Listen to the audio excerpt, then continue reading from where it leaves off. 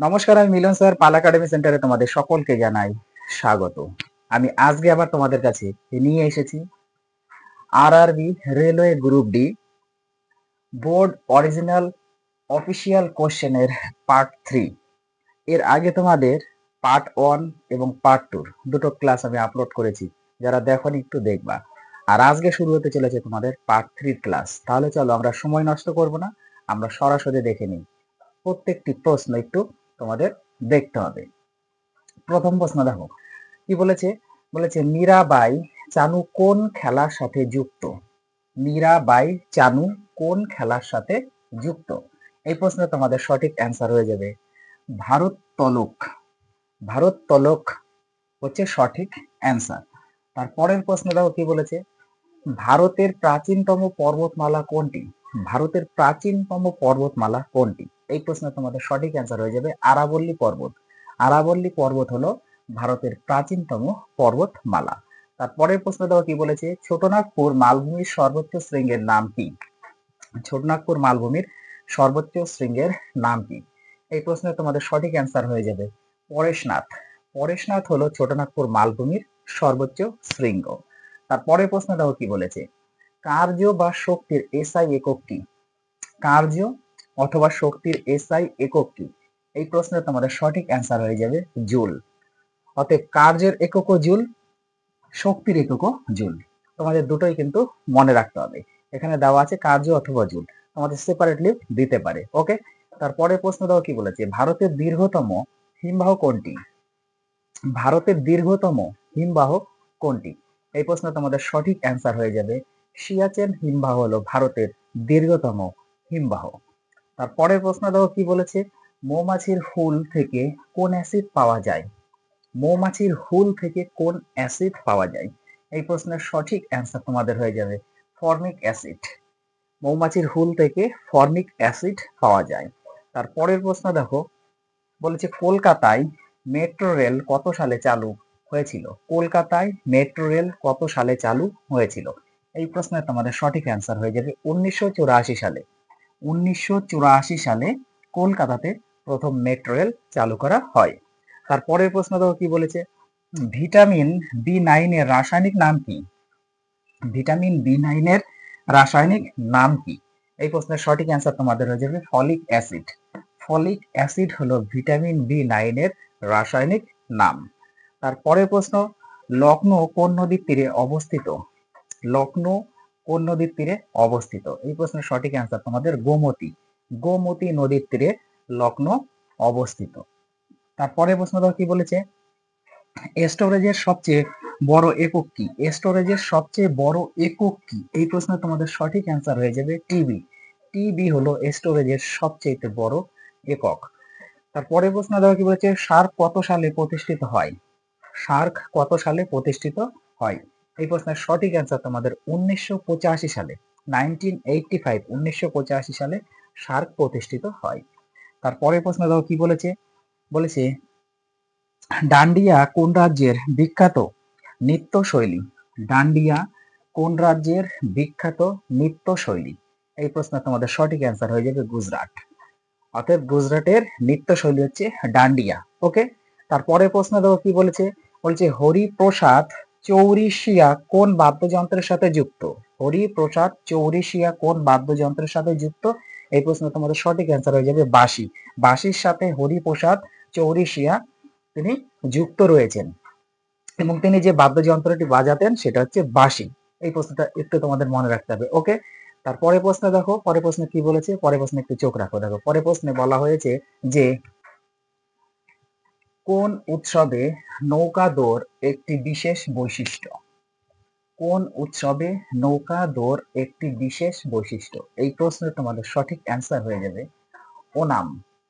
ওনাম হলো এই প্রশ্নের সঠিক অ্যান্সার। তারপরের প্রশ্ন দেখো কি বলেছে। বলেছে ভীম্বানাদ হ্রদ কোন রাজ্যে অবস্থিত? ভীম্বানাদ হ্রদ কোন রাজ্যে অবস্থিত? এই প্রশ্নের তোমাদের সঠিক অ্যান্সার হয়ে যাবে কেরালা রাজ্য। কেরালা রাজ্যে রয়েছে ভীম্বানাদ হ্রদ। তারপরের প্রশ্ন দেখো কি বলেছে। বলছে ইন্দ্রাবতী নদী কোন নদীর উপনদী? ইন্দ্রাবতী নদী কোন নদীর উপনদী? এই প্রশ্নের সঠিক অ্যান্সার হচ্ছে গোদাবরী। গোদাবরী নদীর উপনদী হলো হচ্ছে ইন্দ্রাবতী নদী। তার পরের প্রশ্নটা কি বলেছে? বলছে পদার্থের পরিমাপের একক কি? পদার্থের পরিমাপের একক কি? পদার্থের পরিমাপের একক হলো মোল। মোল হচ্ছে পদার্থের পরিমাপের একক। তার পরের প্রশ্নটাও কি বলছে? কোঠারি কমিশনের সংখ্যা কত? কোঠারি কমিশনের সংখ্যা কত? কোঠারি কমিশনের সংখ্যা হলো 17। ওকে। তার পরের প্রশ্নটাও কি বলেছে? ঈশ্বর কণা কে আবিষ্কার করেন? ঈশ্বর কণা কে আবিষ্কার করেন? এই প্রশ্নের তোমাদের সঠিক অ্যান্সার হয়ে যাবে পিটার হিগস। পিটার হিগস ঈশ্বর কণা আবিষ্কার করেন। তারপরের প্রশ্নটাও কি বলেছে? চক্ষুদানের সময় চোখের কোন অংশটি দাতার কাছ থেকে নেওয়া হয়? চক্ষুদানের সময় চোখের কোন অংশটি দাতার কাছ থেকে নেওয়া হয়? এই প্রশ্নের তোমাদের সঠিক অ্যান্সার হয়ে যাবে কর্নিয়া। অর্থাৎ যখন কেউ চক্ষু দান করে তখন তার চোখের যে কর্নিয়া, সেই কর্নিয়াটা ডক্টর নেয়। ওকে। তারপরের প্রশ্নটাও কি বলেছে? ইলিজা টেস্ট কোন রোগ শনাক্ত করতে সাহায্য করে? ইলিজা টেস্ট কোন রোগ শনাক্ত করতে সাহায্য করে? এই প্রশ্নের তোমাদের সঠিক অ্যান্সার হচ্ছে এইডস। অর্থাৎ কোনো ব্যক্তির শরীরে এইডস আছে কিনা এর জন্য টেস্ট করতে হয় ইলিজা টেস্ট। ওকে। এইভাবে কোশ্চেনটি তোমাদের ঘুরিয়ে দিতে পারে যে এইডস রোগের জন্য কোন টেস্ট করা হয়ে থাকে, সেটা হচ্ছে ইলিজা টেস্ট, বা ইলিজা টেস্ট কোন রোগ শনাক্তকরণে সাহায্য করে, এটা হচ্ছে সঠিক অ্যান্সার এইডস। দুইভাবে একটু মনে রাখতে হবে। তারপরে প্রশ্নটা কি বলেছে? সবচেয়ে বেশি ভিটামিন সি কোথায় পাওয়া যায়? সবচেয়ে বেশি ভিটামিন সি কোথায় পাওয়া যায়? এই প্রশ্নের সঠিক অ্যান্সার তোমাদের হচ্ছে লেবু। লেবুতে সবচেয়ে বেশি ভিটামিন সি পাওয়া যায়। তারপরে প্রশ্ন, ক্যান্সার শনাক্ত করার জন্য কোন পরীক্ষা করা হয়? ক্যান্সার শনাক্ত করার জন্য কোন পরীক্ষা করা হয়? এই প্রশ্ন তোমাদের সঠিক অ্যান্সার হচ্ছে বায়োপসি। বায়োপসি পরীক্ষা করা হয়ে থাকে। অর্থাৎ কোনো ব্যক্তির ক্যান্সার আছে কিনা এই জন্য বায়োপসি পরীক্ষা করা হয়ে থাকে বা বায়োপসি টেস্ট করা হয়। তারপরে প্রশ্ন, লোকপ্রিয় নামে কে পরিচিত? লোকপ্রিয় নামে কে পরিচিত? এই প্রশ্নের সঠিক অ্যান্সার তোমাদের জয়প্রকাশ নারায়ণ। জয়প্রকাশ নারায়ণ হচ্ছে লোকপ্রিয় নামে পরিচিত। তারপরের প্রশ্ন দেখো কি বলেছে? গান্ধী বুড়ি নামে কে পরিচিত? গান্ধী বুড়ি নামে কে পরিচিত? এই প্রশ্নের সঠিক অ্যান্সার তোমাদের মাতঙ্গিনী হাজরা। মাতঙ্গিনী হাজরা গান্ধী বুড়ি নামে পরিচিত। তারপরের প্রশ্ন দেখো কি বলেছে? মুসলিম লীগ কত সালে প্রতিষ্ঠিত হয়েছিল? মুসলিম লীগ কত সালে প্রতিষ্ঠিত হয়েছিল? এই প্রশ্নের সঠিক অ্যান্সার তোমাদের হয়ে যাবে 1906 সালে। 1906 সালে মুসলিম লীগ প্রতিষ্ঠিত হয়েছিল। ওকে। তারপরে প্রশ্ন দেখো, পরের প্রশ্নে একটু চোখ রাখো। দেখো পরের প্রশ্নে বলা হয়েছে যে অলিম্পিকে প্রথম কত সালে নারীরা অংশগ্রহণ করেছিল?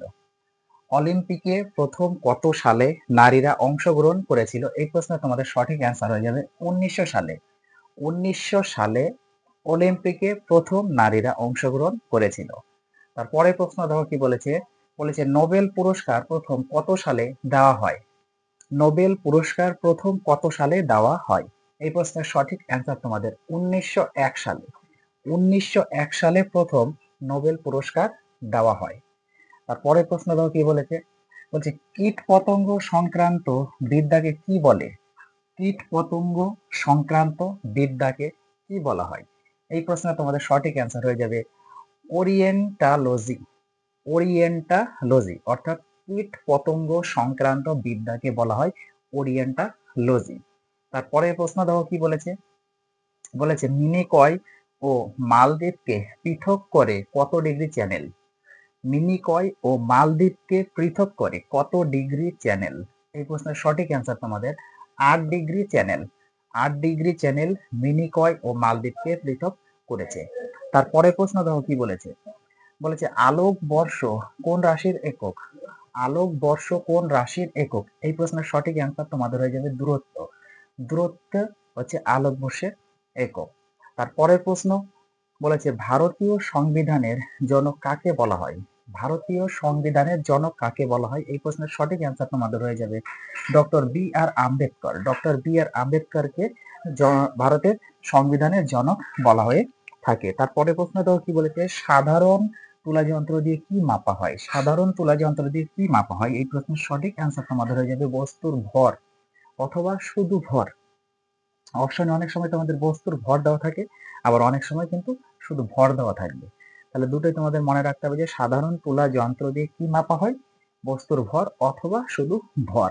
তারপরে প্রশ্ন দেবো কি বলেছে, বলেছে প্রাকৃতিক নির্বাচন তত্ত্বের প্রবক্তাকে। প্রাকৃতিক নির্বাচন তত্ত্বের প্রবক্তাকে, এই প্রশ্নের সঠিক অ্যান্সার তোমাদের চার্লস ডারউইন। চার্লস ডারউইন হলেন প্রাকৃতিক নির্বাচন তত্ত্বের প্রবক্তা। তারপরে প্রশ্ন দেবো কি বলেছে, ডাইন সেকেন্ড কার একক। ডাইন সেকেন্ড কার একক, এই প্রশ্নের সঠিক অ্যান্সার তোমাদের হয়ে যাবে ভরবেগ। ভরবেগের একক হচ্ছে ডাইন সেকেন্ড। তারপরের প্রশ্ন দেখো কি বলেছে, বলছে সপ্তম পঞ্চবার্ষিকী পরিকল্পনার সময়কাল কি ছিল। সপ্তম পঞ্চবার্ষিকী পরিকল্পনার সময়কাল কি ছিল বা কত ছিল। এই প্রশ্নের সঠিক অ্যান্সার তোমাদের 1985 থেকে 1995 সাল। 1985 থেকে 1995 সালের মধ্যে এই সপ্তম পঞ্চবার্ষিকীর পরিকল্পনার সময়কাল ছিল। তারপরে প্রশ্ন দেখো কি বলেছে, ভারতের অর্থনৈতিক রাজধানী শহর কোনটি। ভারতের অর্থনৈতিক রাজধানী শহর কোনটি, এই প্রশ্নের সঠিক অ্যান্সার তোমাদের মুম্বাই। মুম্বাই হলো ভারতের অর্থনৈতিক রাজধানীর শহর। ওকে, আজকে তোমাদের শেষ প্রশ্ন দেখো কি বলেছে, বলেছে পাঞ্জাব ন্যাশনাল ব্যাংকের সদর দপ্তর কোথায়। পাঞ্জাব ন্যাশনাল ব্যাংকের সদর দপ্তর কোথায়, এই প্রশ্নের সঠিক অ্যান্সার তোমাদের নতুন দিল্লি। নতুন দিল্লি হলো পাঞ্জাব ন্যাশনাল ব্যাংকের সদর দপ্তর। ওকে, তাহলে এই ছিল তোমাদের বোর্ড অরিজিনাল অফিসিয়াল কোশ্চেনের পার্ট নাম্বার 3 কোশ্চেন। তাহলে পার্ট 1 এর আমি আপলোড করেছি, পার্ট 2 আপলোড করেছি, পার্ট 3 খুব শীঘ্রই আপলোড করব। তাহলে তোমরা এই 3টে ক্লাস একটু মনোযোগ দিয়ে প্র্যাকটিস করতে থাকো। আমি আবার আসবো পরবর্তী পার্ট নিয়ে। তাহলে আজকের মতো এখানে শেষ করছি।